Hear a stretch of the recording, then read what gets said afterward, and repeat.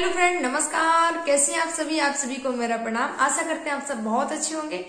तो फ्रेंड्स, ये जो बात है 2005 की है कि एक लड़का इंटरव्यू देने के लिए जाता है और इंटरव्यू के लिए जब नाम उसका सिलेक्ट होता है, बाहर जब पूरा लिखा जाता है कि हाँ इस बंदे का इंटरव्यू है, तो उसमें लिख रहे थे, वो देख रहे थे, तो उन्होंने देखा अरे ये तो 12th फेल हो चुका है एक बार। तो जो बैठे थे जो वो हंसने लगे, तो वहां चपरासी भी था भाई। तो उन्होंने देखा ये हंस रहे हैं, उसके बाद में उनका नंबर आता है, तो चपरासी भाई जो होते हैं उनको लेके जाते हैं कि चलो इंटरव्यू के लिए आपका नंबर आ गया है। तो चपरासी भाई बीच में ही बोल देते हैं ये जो लड़के को कि देखो आपके साथ क्या हुआ है, ये सच्चाई मत बताना कि क्या हुआ था, झूठ बोल देना घर में कुछ परेशानी आ गई थी, इस वजह से मतलब मैं फेल हो गया था, ये जो भी तुम्हारी स्टोरी है वो कुछ बदल देना उस चीज को बताने में। तो उन्होंने ऐसा बोला, तो नंबर आ गया, वो अंदर एंट्री करते हैं। पैनल में जितने भी सर बैठे हैं, क्योंकि ये इंटरव्यू चल रहा था, यूपीएससी का इंटरव्यू था, तो वो जब एंट्री करते हैं और देखा जाता है, जिस चीज का उनको डर था कि कहीं मतलब ये जो फेल वाली बात ना पूछ दी जाए, सबसे पहले वही पूछ दी जाती है उनसे कि आप 12th में फेल कैसे हो गए। जब उनसे ये क्वेश्चन किया जाता है कि 12th में फेल कैसे हो गए, तो वो काफी ईमानदार थे, क्योंकि उनके पिता से उन्होंने ईमानदारी सीखी थी, उनके पिता से ईमानदारी मिली थी। तो उन्होंने बोला, सच सच बता दिया कि किस वजह से फेल हो गए। तो उन्होंने बोला कि 12th में नकल नहीं हो पाई थी हमारे स्कूल में, इस वजह से हम फेल हो गए। तो जितने भी पैनल में बैठे थे सर, वो देखकर एकदम चौंक से गए कि ये क्या बोल रहे हैं कि नकल नहीं हो पाई थी, इस वजह से हम फेल हो गए। समझ में नहीं आ रहा था कि क्या। फिर उन्होंने बोला कि आपको अच्छे से इंग्लिश भी नहीं आती है, हम आपको क्यों लें इसमें, हम आपको क्यों रखें, क्योंकि यहाँ पर बहुत अच्छे पढ़े लिखे लड़के आते हैं हमारे पास में, हम आपको क्यों रखें, आपको इंग्लिश भी नहीं आती है अच्छे से, तो हम क्यों आपको रखें। तो उन्होंने फिर उनको लग रहा था, भाई को जो इंटरव्यू देने गए थे, उन्होंने बोला लगता है कि अब भी सिलेक्शन नहीं होगा। फिर उन्होंने लगी, सर मुझे एक गिलास पानी मिलेगा क्या सर, मुझे पानी पीना है। तो बोले हाँ बिल्कुल मिलेगा पानी। तो पानी आया, पानी लेके आए, तो पानी था कांच के गिलास में। जब कांच के गिलास में पानी आया, तो उन्होंने बोला नहीं सर, हमें कांच के गिलास में पानी नहीं पीना है, हमें तो स्टील के गिलास में पानी पीना है। तो जो सर थे वो गुस्सा करने लगे थोड़ा सा, ये कौन सी बात है, पानी तो पानी है, या कांच के गिलास में पियो या तो स्टील के गिलास में, पानी तो पानी है। तो उन्होंने बोला कि सर जैसे ये पानी तो पानी है, कांच की हो या स्टील के गिलास में, वैसे ही भाषा तो भाषा होती है सर, या हिंदी हो या अंग्रेजी हो, हम जो मेरी जो भाषा है, हमारी जो हिंदी, हमें लोगों को अपनी बात को समझाना आना चाहिए, लोगों को हमारी बात समझ में आनी चाहिए, फिर वो कोई भी भाषा हो, अन्य कोई भाषा भी हो सकती है। तब उन्होंने बोला कि बात में तो दम है लड़के के। उन्होंने जब ये बात बोली तो वो लोग भी मान गए, और पहली जो जितनी भी, उन्होंने भी सोचा जितना है तो लड़का ईमानदार, क्योंकि जब पहली भी बात बोली थी वो भी पूरी ईमानदारी के साथ में बोली थी। तो ये जब उन्होंने बात बोली तो फिर उनका सिलेक्शन हो जाता है, और यूपीएससी में उनका सिलेक्शन हो जाता है आईपीएस के लिए। चलिए आज हम बात कर रहे हैं उनकी ये जो जहां की घटना है, जहां पर आपने सोचा होगा कि ओनली उस जगह से ओनली डाकुओं की खबर आती है, उस इलाके से डाकू निकल कर आते हैं। ये जो पहले जो अफसर बने थे, तो आज हम उनके बारे में बात करेंगे। ये बात है जिला एमपी जिला मुरैना, और ये कस्बा पड़ता है बिलगांव। ये बिलगांव में कस्बा है बिलगांव, और वहां के मनोज कुमार शर्मा जी उनका नाम है, जो आज ऑफिसर बन गए। आज उनको सब पूरा भारत जानता है, भारत क्या, उनकी तो मूवी भी आ चुकी है। आज किसी से भी बात करो उनका नाम ही काफी है, मनोज कुमार शर्मा जी का आज नाम ही काफी है। तो आज हम उनके बारे में बात कर रहे हैं फ्रेंड्स। तो उन्होंने क्या, गांव में, बिलगांव में जो गांव था, इनकी जो आर्थिक स्थिति थी वो ज्यादा अच्छी नहीं थी। तो 9th में और इनकी स्कूल में नकल बहुत चलती थी, टेंशन फ्री थे एकदम से। 9th और 10वीं और 11वीं में खूब नकल चलती थी। उनका बस एक ही टारगेट था कि कैसे भी करके 12वीं हो जाए, उसके बाद में कोई चपरासी का या कोई क्लर्क का एग्जाम दे देना। उनके लिए उन्होंने हिंदी में टाइपिंग भी सीख ली थी कि टाइपिंग क्लर्क के लिए टाइपिंग चाहिए हिंदी में, वो भी कर लिया था। बस उनको इंतजार था कि जैसे भी 12वीं का एग्जाम हो, पास हो जाए, बस फॉर्म डालना है, बस सिलेक्शन हो जाए चपरासी के, इसमें किसी में भी एक जॉब लग जाए, बस इतना बस उनका टारगेट था। तो नकल खूब 9th में, 10th में, 11th में खूब नकल चलती थी। और को और पर्चियां भी लिख लिख के लेके जाते थे, जो ताकि नकल करने में मतलब ज्यादा प्रॉब्लम ना हो। पर्चियां लिख लिख के ले, जो आए क्वेश्चन फटाफट उसको उतार दो, नकल हो गई, हो गया पेपर। तो 9वीं 10वीं 11वीं कट गई ऐसी। जब 12वीं का एग्जाम आया तब भी टेंशन फ्री थे कि नकल से पास हो जाना है, काहे की टेंशन लेनी है, पढ़ाई ज्यादा करनी नहीं है, तो टेंशन फ्री थे। लेकिन जब 12वीं का एग्जाम शुरू हुआ तो जो ऐसा सेंटर चुना था जहां पर नकल अच्छे से हो, तो वहां सेंटर गया। तो जब एग्जाम हो रहा था उस समय वहां के जो एसडीएम साहब होते हैं ना, वो वहां पर आ गए कॉलेज में। जब उनके कॉलेज में एसडीएम साहब आ गए तो वहां पर जब कोई अफसर आ गए एसडीएम साहब, तो फिर तो नकल स्वाभाविक है, रोक ही दी जाए, नकल नहीं हुई। अब वो जो आ गए तो प्रिंसिपल ने थोड़ा इशारा भी किया कि थोड़ी देर बाद ये चले जाएंगे, उसके बाद बच्चों को नकल करा देना। तो नकल कराने के, लेकिन वो एसडीएम साहब भाई वो वहां से उठे ही नहीं, वो हिले ही नहीं। हो 3 घंटे कंटिन्यू परीक्षा केंद्र पर वो वहीं के वहीं बैठे रहे। और जब बैठे रहे तो परीक्षा केंद्र पर किसी भी बच्चे को नकल नहीं मिली। जब नकल नहीं मिली तो रिजल्ट आया कि बच्चे सारे फेल हो गए, और ये मनोज कुमार शर्मा जी भी फेल हो गए। अब क्या किया जाए? अब इन्होंने सोचा कि ऐसा करते हैं, कुछ काम किया जाए। 12वीं फेल हो गए, क्या करें? तो ये 2 भाई थे, इन्होंने का जुगाड़ का सोचा कि जो यहाँ से वहां सवारी ढोने का जो काम करते हैं, सवारियों की यहाँ से वहां ले जाने का, इन्होंने एक जुगाड़ बनाई और दोनों भाई अपने जुगाड़ में लगे। पहले क्या बसें चलती थी, यूनियन चलती थी, तो वो बस वालों ने इनको मतलब चलने नहीं दिया, इनकी गाड़ी जो जुगाड़ बनाई थी इनको चलने नहीं दिया, बहुत ज्यादा परेशान किया, मारपीट भी कर दी, और झूठी झूठी केसों में इनको वो कर दिया, इनकी गाड़ी भी जब्त हो गई थाने में जाकर। अब ये परेशान, क्या किया जाए? इनको वो एसडीएम साहब याद आए जो इनके परीक्षा केंद्र में आए थे। इन्होंने कहा उनसे जाके बात करता हूँ, जाके वो कुछ ना कुछ हमें इस समस्या से हमें जरूर निजात दिलाएंगे। तो जब एसडीएम साहब के पास गए, इन्होंने पूरी अपनी बात बताई कि सर ऐसी ऐसी बात है। तो वो एसडीएम साहब आए थाने में और इनसे बात की, इनका पूरा कुछ सुना और इनका जो भी है निपटारा करा दिया। उसके बाद में इन्होंने बोला मनोज कुमार शर्मा जी ने कि सर हमें आपके जैसा बनना है, मुझे आपके जैसा बनना है। तो उन्होंने बोला कि अगर मेरे जैसे बनना है तो चीटिंग नहीं करनी है, नकल नहीं करनी है और कठिन परिश्रम करना है। मेरे जैसा बिल्कुल बन जाओगे, मेरे जैसा। तो उन्होंने उस दिन गांठ बांध ली और उन्होंने बोला कि आज के बाद नकल नहीं करना है, एक मुझे ईमानदार इंसान बनना है, बस सोच लिया। फिर जब उन्होंने इतनी बड़ी बात बोल दी और इन्होंने बात मान ली उनकी, फिर जब 12th का एग्जाम दोबारा से इन्होंने फॉर्म डाला, उसके बाद में जब दोबारा से एग्जाम दिया तो पूरा खूब अच्छे से पढ़ाई की, मन लगा के पढ़ाई की।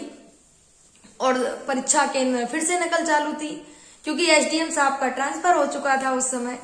तो फिर से नकल चालू थी तो बाकी बच्चे सारे नकल कर रहे थे, पर ये मनोज कुमार शर्मा जी ने बिल्कुल भी इतनी सी भी नकल नहीं की। सारे लोग पास होते हैं, ये भी पास हो जाते हैं, पर इनके नंबर कम आते हैं। लोग टॉप भी करते हैं क्योंकि नकल करके किए हैं, काफी अच्छी डिक्टेंशन भी बनती है लोगों के, बच्चों की, पर इनकी नहीं बनती। लेकिन इनके जितने नंबर आए थे वो इनकी पूरी मेहनत के दम से आए थे।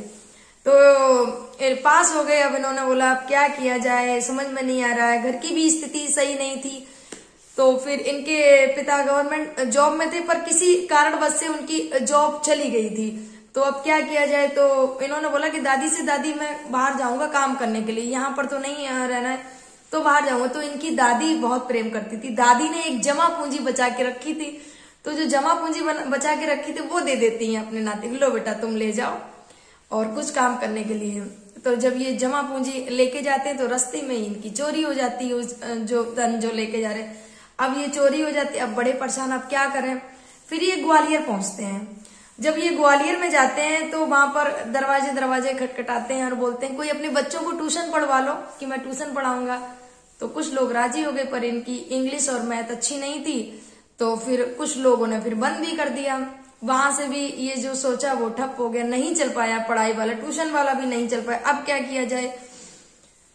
फिर उन्होंने एक नौकरी मिल गई उनको लाइब्रेरी की। जब उनको लाइब्रेरी की दिल्ली में नौकरी मिल गई तो वहां पर नौकरी जब करने लगे लाइब्रेरी में, वहीं रहना खाना वहां पर ही था लाइब्रेरी में। तो वहां कवि सम्मेलन हुआ करता था उस स्कूल में, तो कवि सम्मेलन हुआ करता था। एक बार वो कवि का सम्मेलन हुआ तो कवि की बस छूट गई। तो जब वो उनकी बस छूट गई तो उन्होंने बोला कि रात में वहीं लाइब्रेरी में उन्हीं के साथ रुके, मनोज कुमार शर्मा के जी के साथ में। तो उन्होंने जब रुके तो सोचा कि सुबह स्नान किया उन्होंने और साबुन मांगा, बोले साबुन नहीं, साबुन उन्होंने कंघी मांगा, स्नान कंघी मांगा, बोले कंघी अंगी भी नहीं, बोले तेल भी नहीं है। तो वो एकदम चौकन्ना एकदम रह गई कि मतलब अजीब इंसान है कि मतलब वो लड़का ओनली पढ़ने, क्योंकि लिखते बहुत थे, हमेशा पढ़ते रहते थे कि उनका सपना था कि मुझे बनना है, तो वो हमेशा पढ़ाई पर ध्यान देते। तो उन्होंने बोला कवि ने कि एक दिन तुम बहुत बड़े आदमी बनोगे और तुम बहुत आगे तक जाओगे। जब उन्होंने ये बात बोली तो उन्होंने बहुत खुश हो गए वो कि अरे किसी ने इतनी बड़ी बात बोली है। तो वो खुशी, क्योंकि इतनी तुम मेहनत कर रहे हो तो तुम बहुत बड़े आदमी बनोगे और ये मेरा वादा है। तो फिर बहुत अच्छा लगा उनको और आगे वो मेहनत करते रहे। फिर उन्होंने क्या किया कि उसमें लाइब्रेरी में जिसमें जॉब कर रहे थे, तो जो पुरानी किताबें होती हैं, जो रद्दी होती है ना, वो बेचने के लिए उनको कहा गया, तो वो बेचने के लिए गए। तो जिसने रद्दी बिछवाई थी उन्होंने बोला कि 4800 रुपए की कुछ रद्दी बिछी थी। तो उन्होंने बोला कि पहले तो 6000 की रद्दी बिछी थी, अभी 4800 कम कैसे, तुमने इसमें कुछ घपला किया है, तुमने कुछ इसमें वो किए हैं रुपए। तो उनको बहुत गुस्सा आया, क्योंकि वो बहुत ही ईमानदार थे, उनको ये सब कुछ पसंद नहीं था। उनको वहां झगड़ा हो जाता है, चीजें वहां लाइब्रेरी छोड़ देते हैं, क्योंकि लाइब्रेरी में 400 रुपए मिलते थे, खाना पीना भी था, तो अच्छी खासी जिंदगी चल रही थी। पर उनके बात आत्मसम्मान की आ जाती तो वहां पर वो लाइब्रेरी की जॉब भी छोड़ देते हैं। फिर क्या किया जाए, फिर उन्होंने एक जो श्रद्धा कोचिंग में श्रद्धा जोशी जो उत्तराखंड में जिनका नंबर 1 पे आती हैं और वो भी एक अधिकारी बनती हैं, अल्मोड़ा की रहने वाली हैं, उनके माता पिता अध्यापक होते हैं। तो वो पहले तो 13वां स्थान उनका उत्तराखंड में आता है, तो वो डॉक्टर बनना चाहती हैं। तो डॉक्टर बनना चाहती थी, उन्होंने देखा कि एक केस आता है जब वो डॉक्टरी कर रही होती हैं कि एक घरेलू हिंसा का केस आता है। जो महिला होती है वो काफी जली हुई होती है और उसको जलाया हुआ था ससुराल वालों ने। तो वो उस चीज से वो प्रेरणा लेती हैं। उन्होंने बोला कि नहीं, मुझे डॉक्टरी में नहीं जाना है, मुझे तो ISPCS की तैयारी करनी है, मुझे समाज सेवक में जाना है, ये नहीं करना है मुझे। तो वहां से वो छोड़ के वो दिल्ली आती हैं, दिल्ली मुखर्जी नगर में वो वहां पर पहुंचती हैं। तब जो वहां पर पहुंचती हैं श्रद्धा जोशी जी, और ये हमारे मनोज कुमार शर्मा जी उसी समय होते हैं। ये श्रद्धा जी वहां मुखर्जी नगर कोचिंग में पहुंचती हैं, कोचिंग वहां पर ज्वाइन करती हैं।